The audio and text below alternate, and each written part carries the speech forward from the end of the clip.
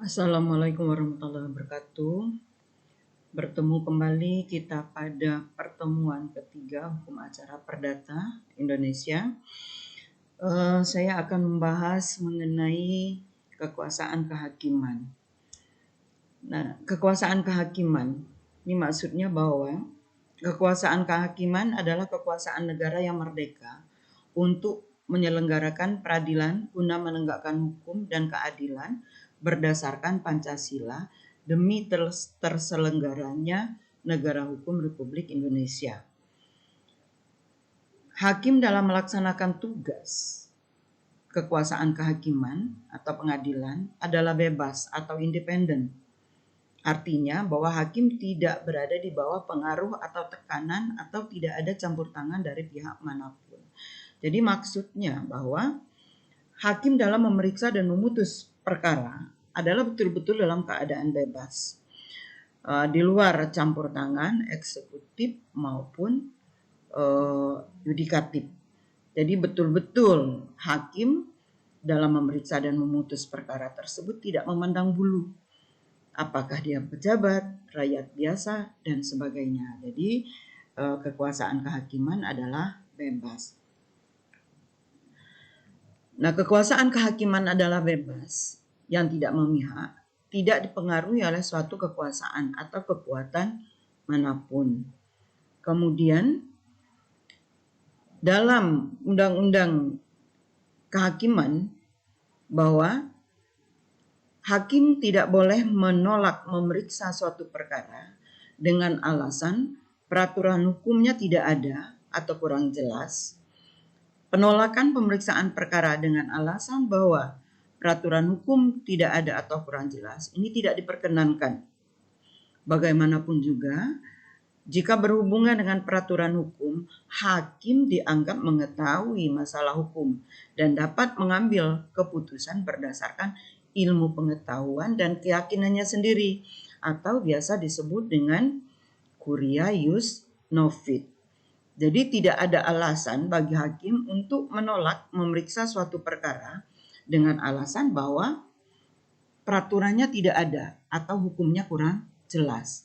Karena dengan ilmu pengetahuannya, hakim dapat menginterpretasikan dan mendefinisikan berbagai macam aturan sehingga hakim dapat mengambil suatu keputusan yang menurut hakim adalah adil. Kalau seandainya alasannya adalah hukumnya tidak ada, maka hakim dapat menggunakan atau memperhatikan hukum-hukum yang hidup di dalam masyarakat atau bisa menggunakan hukum adat sehingga hakim nantinya dapat melakukan penemuan hukum.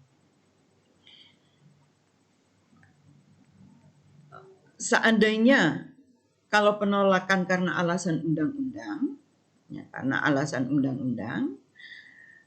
maka ditentukan adalah yang membenarkan hakim untuk menolak memeriksa dan memutus perkara, misalnya alasan mengenai kompetensi, hubungan darah, sudah pernah diperiksa dan diputus oleh hakim.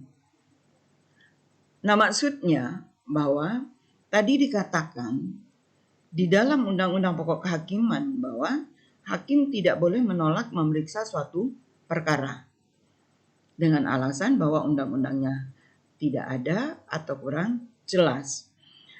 Nah, kemudian di dalam undang-undang bahwa hakim diperkenankan menolak memeriksa suatu perkara dengan alasan undang-undang. Dengan alasan undang-undang maksudnya adalah bahwa hakim dibenarkan menolak memeriksa suatu perkara misalnya dengan alasan kompetensi. Artinya bukan kewenangan pengadilan.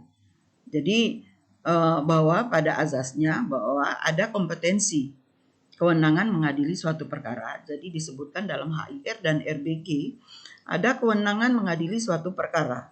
Ada kewenangan absolut dan kewenangan relatif. Jadi kalau berkenaan dengan masalah kewenangan atau kompetensi, apabila hakim merasa bahwa bukan kewenangannya, maka hakim boleh menolak memeriksa suatu perkara. Kemudian, karena ada hubungan darah, misalnya antara hakim dengan para pihak, tidak boleh ada hubungan darah, maka hakim diwajibkan untuk mundur dari memeriksa perkara tersebut. Nah, mundur dalam hal ini diartikan bahwa dia menolak memeriksa perkara tersebut. Atau hakim menolak memeriksa perkara dengan alasan